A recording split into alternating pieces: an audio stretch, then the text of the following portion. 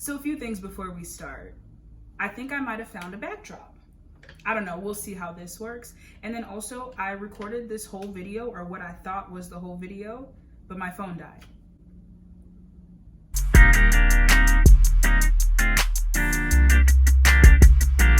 So I wanted to give you all my 4-month post-COVID update because I know there's still a lot of uncertainty with this infection. So I wanted to give my experience. I am not a doctor, okay? So I can only speak to what the doctors told me and what I had to go through. I can't speak to anybody else's. I have no medical degrees or clearance of any sort. Okay, this is just to help you all understand and to put this into perspective. If you don't know anybody who's had COVID, or you have COVID right now, or you know somebody with COVID, this is just my experience. Okay, cool. Please wear your mask, wash your hands, and then social distance. Take all of these precautions. Wash your mask if you're not washing the cloth ones. Let's start doing that. But before we jump into everything, make sure you like and subscribe so you know we can get acquainted. Y'all can get to know me, and then I can get to know y'all through the comments. Anyway, let's dive in. Oh, woo! This is a lot to unpack. I was gonna do this video before, but I went to the doctor, and then there was some plot twists that happened, so then I had to go to more doctors. So, but I want to talk about all of that, so I can get y'all up to speed. So let's go back. My journey with this started back in March. So the world was literally in the process of shutting down. So I was in St. Louis. I called the hotline. They asked me what my symptoms were, and I went down the list, and I'll tell you those in just a second. I went down the list, and they said, yes, you qualify to get a test. You set up an appointment time. So my symptoms that I had, 14 days is how long they think it, you know, they say that it goes through your system. So of those 14 days, I was only sick about 5 days. I woke up with a sore throat like a few days, but then it went away. I had a runny nose, a cough, chills. So the only thing with body aches that I had from here down on my arm, it would always feel really cold. And so I was like, oh my gosh, like, is this a blood clot? And it just felt numb and like tight, I guess, which it happened while I was sick. So I'm attributing that to COVID. That was the only like body ache thing that I had. I did have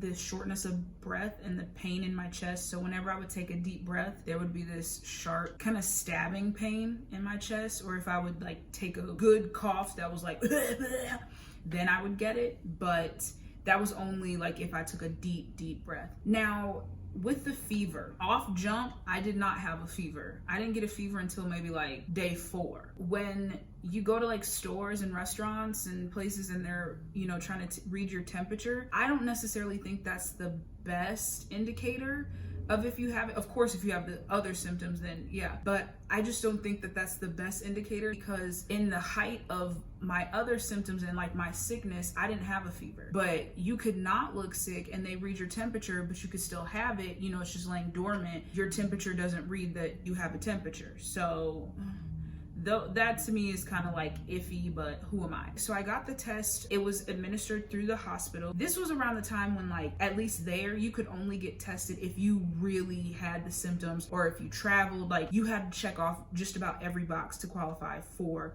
a test. I don't know if this was because this is like in the beginning, but I did not have one of those up the nose tests.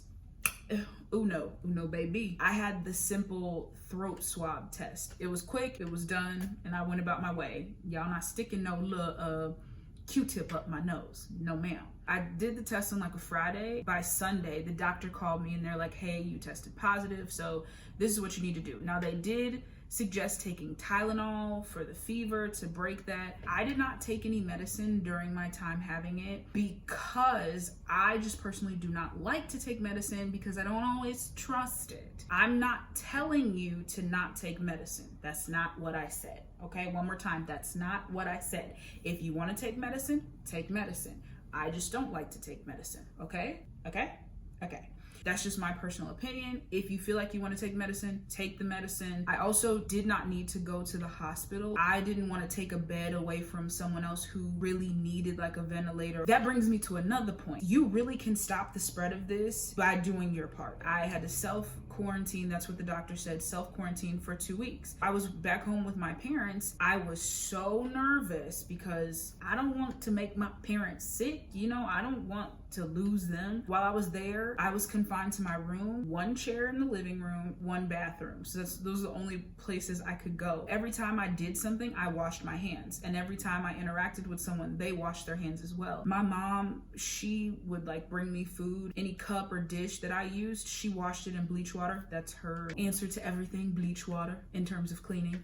But she would wash her hands, and my parents had to work from home because I did have COVID. So I was with them almost 24/7. I wore a mask in the house. You can prevent other people from getting sick if you do your part. Nobody in my family has gotten it. So if you really take your precautions, like you really can save somebody and you can stop this from spreading. So it is doable. You just have to do it. I had the flu for the first time last year. The thing that sets this, in my opinion, apart from the flu, that pain in the chest when you breathe, that's like 7 more levels up. So that's why for me, medicine, I was like, the pain in the chest, what medicine is going to take that away? That's the medicine that I need. Every day, the hospital would send me a text and they would ask about my symptoms. I had to respond, and if a symptom got worse, a doctor or a nurse would call me to check in. And then once the 2 weeks were up, they said, you know, you're good to start integrating back into society. They really did monitor me. A few months passed, and the main thing after this that I was concerned about were my lungs. I was like, you know, I should go to a doctor and check into this, but then I was like, I don't need to be going out here, you know, going to the doctor like that. But then randomly, I would take a deep breath, I would get the sharp pain, and it wasn't so often that it was bothering me a whole lot. It just happens every once in a while. It wasn't enough for me to like be freaking out. Then I did take a deep breath, and it was this sharp pain, and I was like, nah, we about to check this out, especially before my insurance is up. I made an appointment with a healthcare physician. I am headed to the doctor. You know, parents were always good for sending you something to scare you. So my mom sent me this article saying that once you have it, you lose like 20% of your lung function. All I'm just trying to hear is that you're fine. I walk in there good and walk out with like 7 new ailments. I don't need that.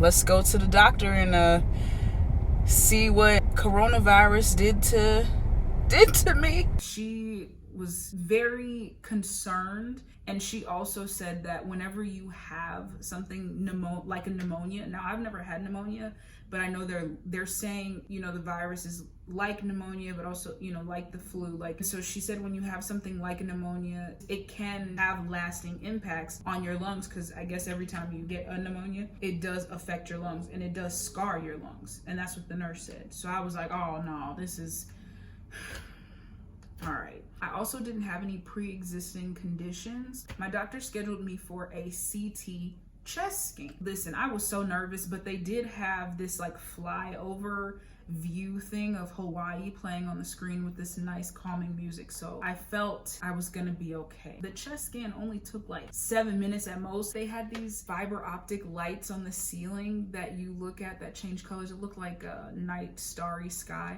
You gotta pay to park. I don't do it, baby. I don't do it. No ma'am.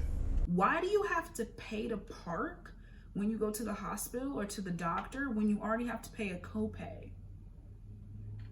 Did the chest scan, then went back to my doctor so she could tell me the findings. Hopefully it's some good news, because I don't know if I can do bad news at this hour in the morning. So I took some notes from what she was saying, because she was saying a lot, and I was like, sis, what's happening? So the chest scan, it came back, she said was that it had mild bronchial wall thickening, suggesting airway disease. I was in there like, huh?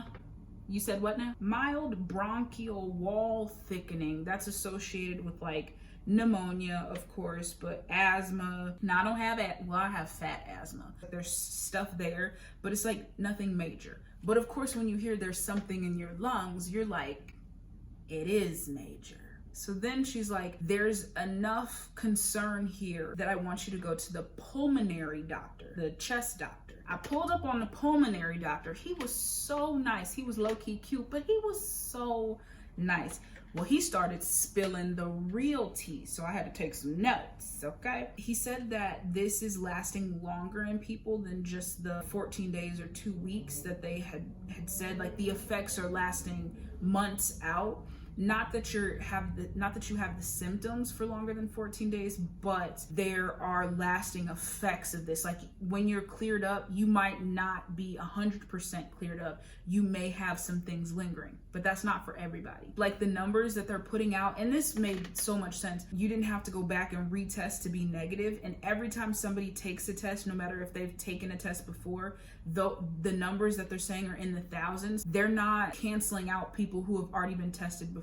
If you get 10 tests, if they all come back positive, are going to count as 10 new cases. So I was like, oh, okay. He was saying that once you get it, it is projected that your antibodies will have built up the protection that you need so that at least for a year, you'll be good. Now, he was saying there's different strains. There's 5 different strains. I didn't get the exact names, but like SARS is one of them. But you'll have built up the antibodies to fight off at least the specific strain that you had to work so that you don't get infected from the other strands or strains. He was like, out of everybody in this office, you're the one that we can actually interact with because you have the antibodies for it. But some of y'all out here treating me like I have a disease. I have the antibodies, so you should welcome me into your space.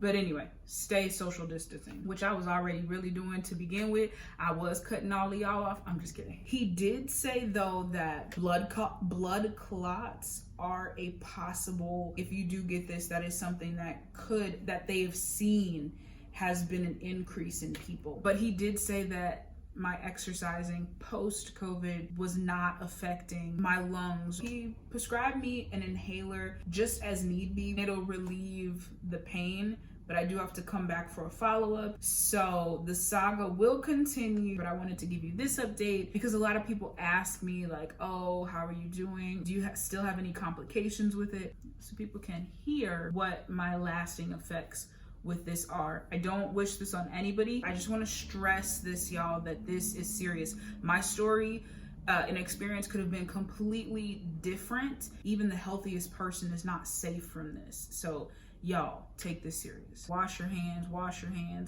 your hands. Like and subscribe. I'll be back with some more content. Keep you all refreshed.